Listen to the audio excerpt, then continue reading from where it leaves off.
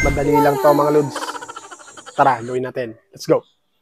Gawa lang tayo ng video mga lods katulad ng ginagawa ko. Depende na lang po sa inyo kung gagayahin nyo.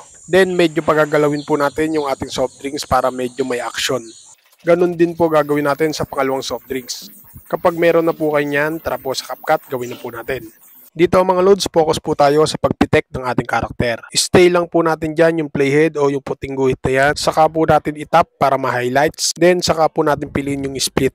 Tapos po, abante po tayo konti. Kapag nailagay na po natin yung ating soft drinks, focus po tayo sa ating kamay. Kapag wala na po yung ating kamay at nasa gilid na, saka po tayo mag-split dyan. Then yung nasa gitna, delete po natin. Tapos po, magsumpo muna tayo dyan. Then, abante po ulit tayo konti dahil mag-i-split po ulit tayo banda dyan.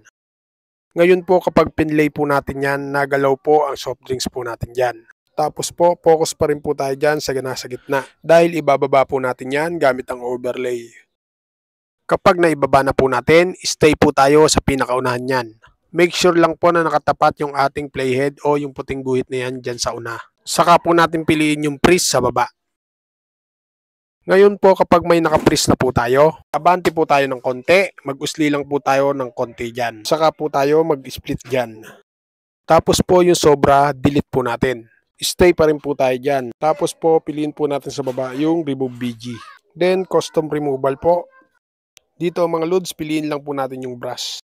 Then, yung brush size po, lagay lang po natin sa 1. Saka po natin papulahin yung ating soft drinks. Para sa mga baguhan dito kay CapCut, ang technique lang po dito ay dahan-dahan lang po. Hanggang sa mapapula na po natin lahat. Kapag goods na, stay lang po tayo sa hulihan yan. Maglagay po tayo ng keyframe o diamond dyan. Tapos po, atras po tayo, punta po tayo sa unahan yan. Then, paliitin na po natin yung ating soft drinks. Automatic po, magkaka-diamond na po yan dyan. Kapag ipinlay na po natin, ganyan po kakalabasan yan. Kapag goods na po tayo dyan, idikit naman po natin yung kaduktong yan. Then, focus naman po tayo dyan. Tapos po, piliin po natin sa baba yung mask. Then, piliin po natin dyan yung rectangle. Tapos po, itapat po natin sa ating soft drinks. Then, i-resize lang po natin. Tapos po, i-adjust po natin yung feather niyan. Lagay lang po natin sa 5. Dito mga loads para hindi po mahalata yung rectangle po natin inilagay. Then, i-play po natin kung goods na. Sa pangalawang soft drinks po natin, ganun din po ginawa ko dyan. Finally, kapag all goods na po, ready to export na po natin. Para sa mga baguhan dito kay CapCut, sana nasundan. At kung nakatulong po sa inyo ang video ito, huwag mo nang kalimutan i-follow ako. Mag-comment ka naman sa baba kung nakatulong sa'yo.